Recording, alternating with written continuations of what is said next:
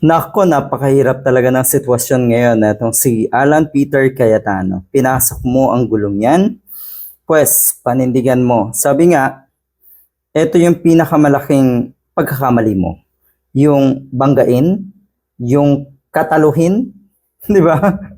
Ang isang Senator Ping Lacson na siguro naman ay alam mo at kilala mo na mas malinis di hamak sa'yo.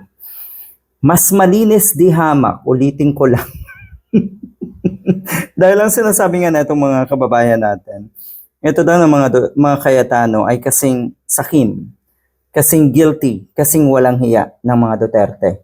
At kung mangyari na sila rin ay mamayagpag, nako, mas malala. Kaya ngayon pa lang, putuli na yung mga sungay na yan. Oh, ang napakaganda ng tinuran po ni Senator Ping Lacson. Ceasefire my foot. Ano daw uri ng tao? Etong katulad ni Cayetano na magdi-declare ng giyera. Kung naalala niyo po kung paano niyang hamunin sa Senator Ping Lacson. Toy gun ang dala at ang bala daw ay laway. Pag na-confront ng bomba, yung bomba, ano yun, no?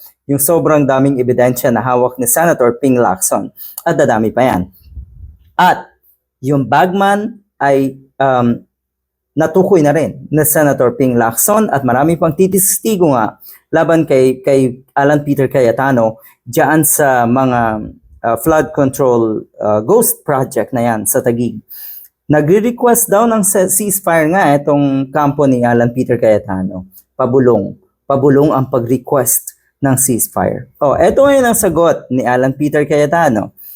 I really don't mind the investigation. Tapos na sana. Sige, kasi kung wala kang kasalanan, kung hindi ka guilty, siguro mas maganda nga na paimbestigahan to clear and to clean your name. Diba? Ganun naman eh. Ganun ang sitwasyon dapat. Wala daw problema sa investigasyon. Erang si Cayetano. Basta patas lang. Diyan ka matakot. Nanggaling na mismo sa'yo basta totoo at patas ang gagawing investigasyon. Kung patas ang magiging investigasyon, lagot ka.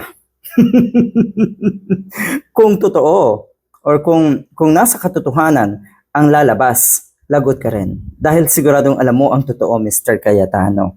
Alam mo rin na lalo kang mapapasama pag patas ang investigasyon. Kasi ligtas kayo ng kung ilang taon. Maraming taon kayo na nakalusot at nailigtas dahil walang naging patas na investigasyon.